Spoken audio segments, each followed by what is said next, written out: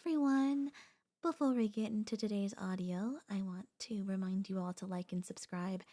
It really helps me push me on the algorithm and it motivates me to keep going. If you'd like to support me in other ways, I intend to open a channel membership sometime in August, but until then, and even after then if you'd like, you can subscribe to my Twitch. I recently hit partner and I want to continue to grow, so if you like my voice, even just by itself, consider swinging by. Anyway, enjoy the audio.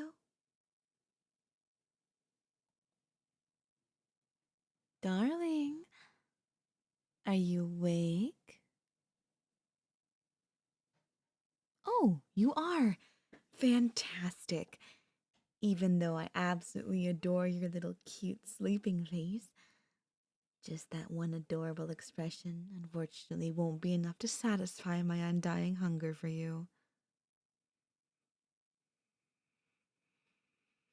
This is why today is a special day. No, it isn't because it's our anniversary or anything, although it has been about a month since I brought you here to the mountains.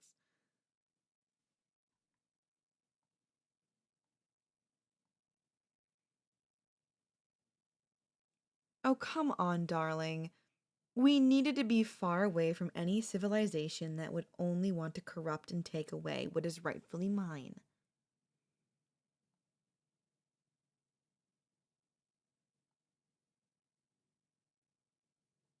No, it's just that I decided that it's about time we did some much needed bonding time together. And not like how we do it right now, where you sleep peacefully and I watch over you as your lovely savior. No, we're going to do something more active that we both can enjoy while fully aware of each other's utter devotion. The reason why I didn't do this sooner was because I was a bit more preoccupied with keeping you safe and preventing any haphazard attempts of escape.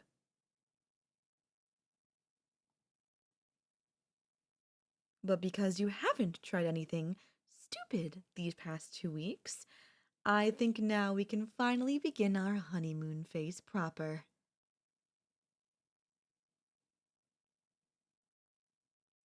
Look what I got you! Your very own custom built wheelchair, specially designed to be extra comfortable in practically every aspect, especially including the restraints.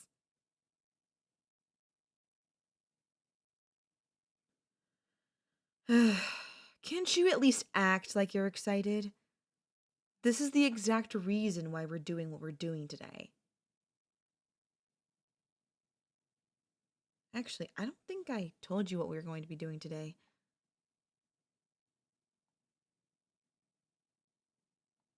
Well, we are going to have a real dinner together. Not like how we currently do supper where I spoon feed you in bed, no. Instead, a real dinner where just the two of us sit at the dining table and I learn more about you and you learn more about me. Although in our case, it'll be more about letting you learn more about me. Actually, now that I think about it, it's more of a date than it is actual dinner. Who cares?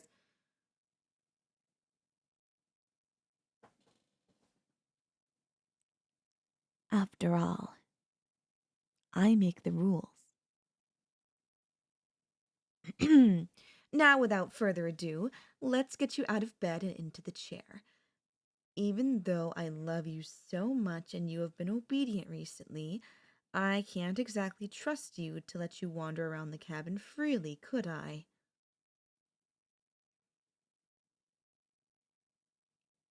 Let's remove your leg leather restraints first, dear. All right. And now your arms. Hold still, my love. Whoa, not so fast, dear. If you move your body too quickly, you'll end up only hurting yourself. Relax. The last time you were able to move and stretch yourself freely was 2 weeks ago, in your last attempt to leave. I know it isn't healthy for your body to just be laying down all day doing nothing, and I know that as your caregiver, it seems kind of contradictory. But think of it like this. You wouldn't want someone you care very much about, like a child, to accidentally hurt themselves as a result of them letting to do whatever they want, which in this case is letting them play outside. So when you find out that they ended up doing something foolish that results in a scrape or a cut, not only do you have to bandage their wounds, but you have to also punish them to make sure they know what they did was wrong. In the child's case, it is simply to keep them inside the house as a timeout for the rest of the day to make sure they are safe and understand the consequences. But if their irresponsible behavior continues, then your punishments also need to escalate. I think you understand the moral of the story, do you, darling? After all, ever since your last lesson, you've been doing so well to the point where I can reward you with this special occasion. I already have the table set up and the steak prepared, so the last thing I have to do before we begin is to bring my special little guest to the table. Grab my hand and let me guide you. That's it. It's all right. Go as slowly as you need. I can wait for you. I love you, dear. Perfect, darling. Sit still for me. Don't worry. I made sure the cuffs and leather straps won't cause you any discomfort or leave a rash. Push your legs against the chair, dear. Great. Remember, this is all for your safety, my love. I watched a lot of training videos for hospital orderlies that to make sure that when I brought you here, you would always be tightly secured and under constant supervision.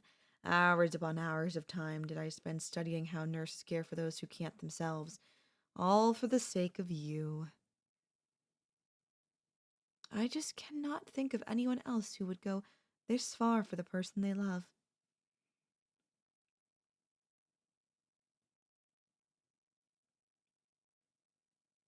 It's been a while since you've been outside your room, hasn't it? The last time you were trying to find a way out, so I don't think you had a chance to appreciate the smaller details of our petite little love nest.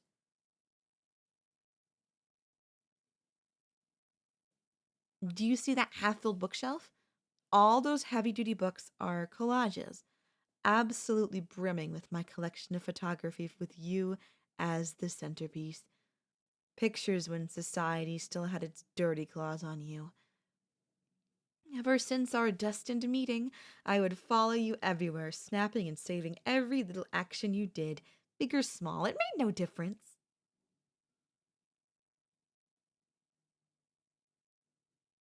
It's really a shame that I couldn't dress you up for this event, darling.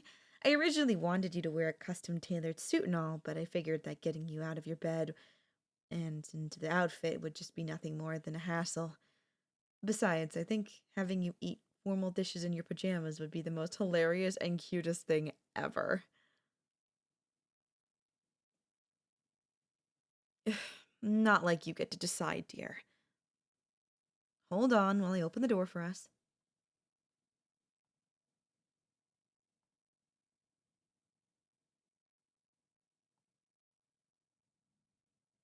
And here we are. Look at our little dining table, dear. Isn't it absolutely adorable? I even covered it with a special red striped cloth and even got some new fragrant flowers to put on the table. Aren't I such a dedicated lover? Let's park you on the side over here. And perfect. I've already set up all the utensils and dishes on the table just like over an hour ago. I initially wanted to do what we have always been doing ever since I brought you up here when it came to your mealtime. That is, me personally hand feeding you. But I thought to myself, what the heck? As another reward for your good behavior, I'm going to untie your dominant hand from the wheelchair's restraint system for the duration of the dinner. This way, you get to be able to eat all by yourself. Although, of course, I will occasionally feed you myself, love. Sorry, dear, but I just can't resist the temptation. You are just that precious.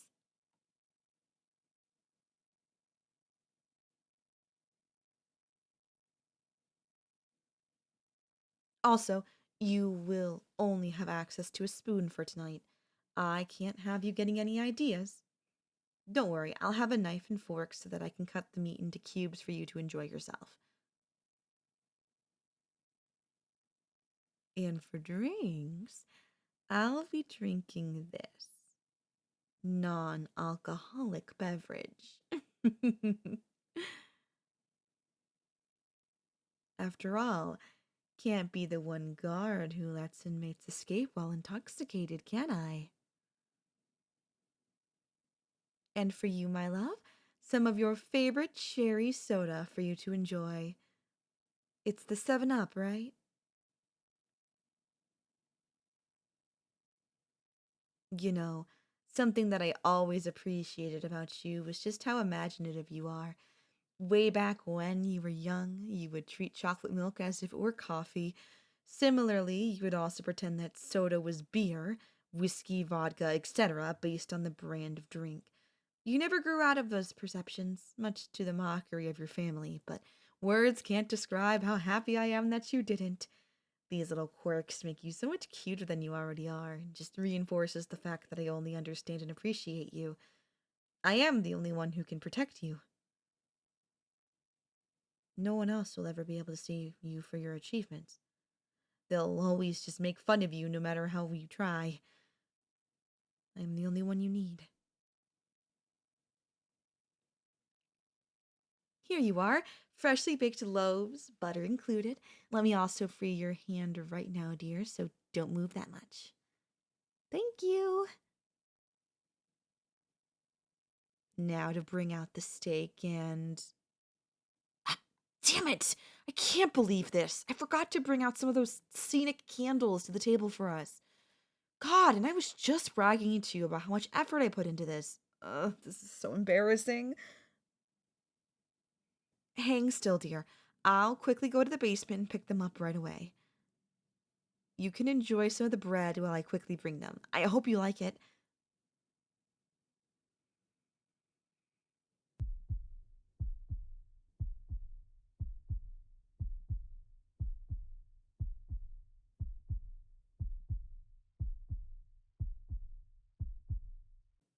I'm back, darling. Now, without further delay, let's begin. Now, to light the candles.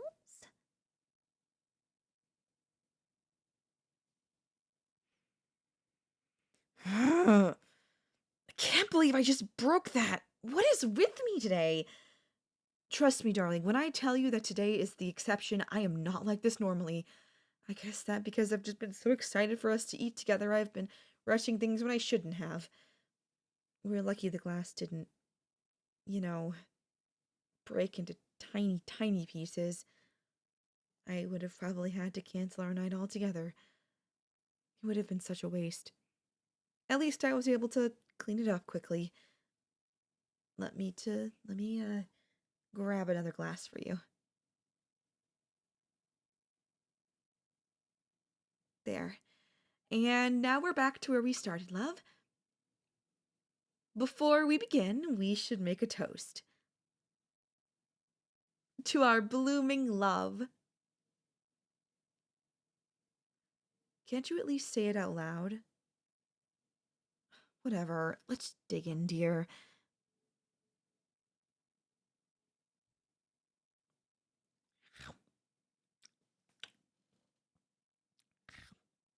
Mm. Mm. Hold still, dear, and open your mouth. Say, ah. There you go. Good job. Another one. Open. Here comes the airplane. Vroom, vroom. Good boy. You can bet that the next one will be a train, darling.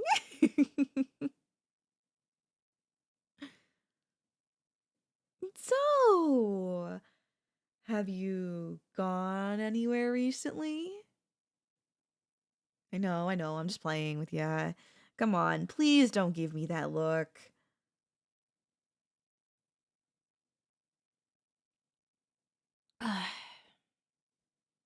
Hmm? You want me to tell you exactly where we are?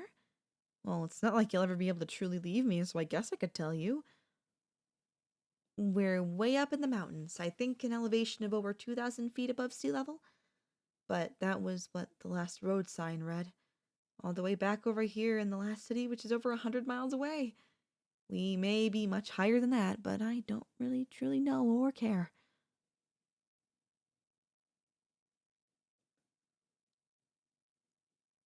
Oh, darling, no need to look so down. This is exactly why I can't trust you to be all by yourself. In case you haven't noticed, but you've been here long enough that snow has started to begin falling. Actually, now that I think about it, it's not your fault that you don't know it's snowing. Your room doesn't have any windows. And when I initially took you, it was the end of autumn. Fun fact, I read somewhere that interrogation rooms or cells were specifically designed so the prisoner couldn't tell the time. This way, mental fatigue and manipulation was easier for the captor to extract exactly what they wanted. I know I shouldn't tell you any of my tactics, as it is essentially the same as revealing my cards, but I don't really care, even if it makes it longer for you to break. After all, we have all the time in the world, and you have no hope of escape or rescue.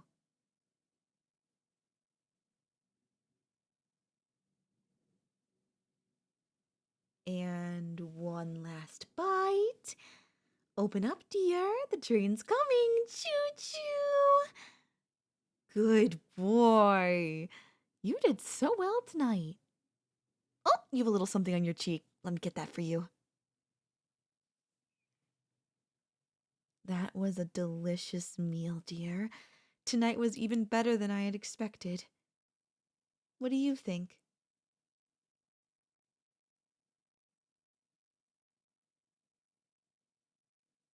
Oh, darling, please don't give me that adorable, beaming smile. If I get too much exposure, I might fall over dead. I'll clean up the table later after I'm done with you. Please place your hand into the padded cuff's armrest and we'll get going. Thank you, love.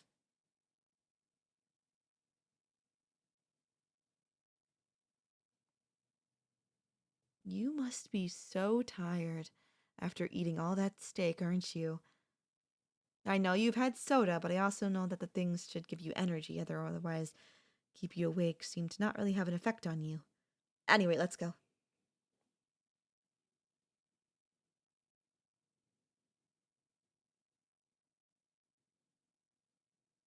Hmm?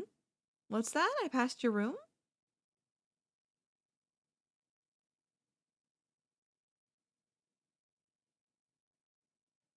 Oh, darling, you know what you did, and exactly where we're going.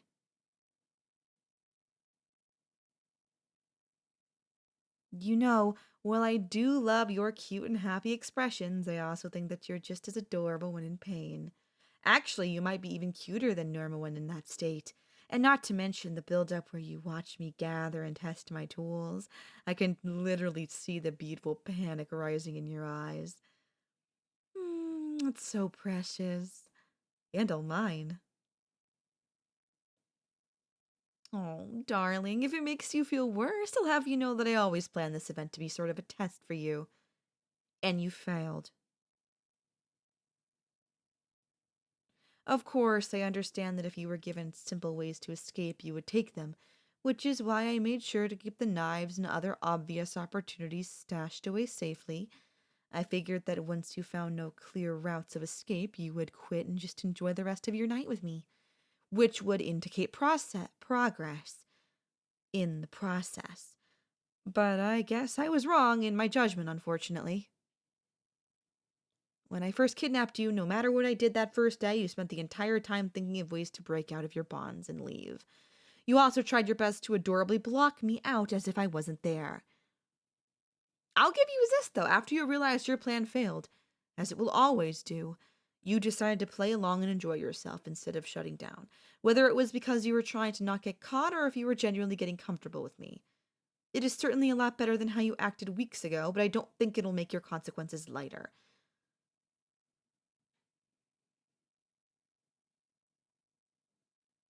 How did I find out? First off, your nervous stuttering is adorable, and second, cameras, obviously. I know you know that I installed cameras in your room. That's a no-brainer. I also believe that you also understood that there were cameras in the hallway or in the foyer in case you got that far. I don't know what happened, but you seemed to believe that if in the room wasn't a vital area or an exit, there would be no cameras. Maybe you just believed that I was stupid, or most likely you were so desperate that you took your chance. And blew it. I literally said that you would be under constant watch, didn't I? I knew from the start that you hadn't swallowed your medicine that day and kept it after I walked out of the room, so don't look like a deer frozen in the headlights. Despite how cute it is, despite, you know, everything. Besides, even without the cameras, did you really think I wouldn't find your sweat suspicious? You were literally sitting there for what? 30 seconds? What am I gonna do with you? I'm honestly still deciding. I might waterboard you, might give you a few new scars. All I'm sure of is that your next treatment to my chamber will be much worse than it was 2 weeks ago. Keep your fingers flat, dear. You should be grateful that I'm only looking at your left hand. Let's see. Last time I ripped off 8 of your fingernails. To make it more severe, I might just cut off 2 fingers this time. But which ones? I obviously can't take your ring finger. Where else would I be able to slip on your wedding ring? I'll probably take the middle finger for an obvious reason. But I also might collect your little pinky. We'll see. Maybe the punishment will be much worse when I get you down there. Ooh, or I could cut off your leg. Literally cut off any more major escape attempts. But I don't know. I know how much you love to prance around, and not being able to watch you skip might be a punch in the hole to my heart. I can't cut off your leg unless you keep on misbehaving. Maybe I'll flay your skin to get the point across. Decisions, decisions. Quiet, dear. You brought this upon yourself. You know my philosophy. Each punishment will be worse than the last. I've given you plenty of chances, but you stick your nose in defiance. Well, I don't really care. Sooner or later, you'll give in. I think you've been screaming long enough. Let me just. There you are, love. Exactly just like the good old days. And I think we've stalled enough, haven't we, dear?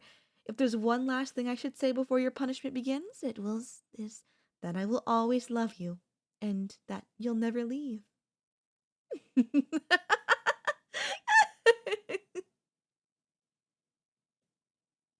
Now, time for your lesson.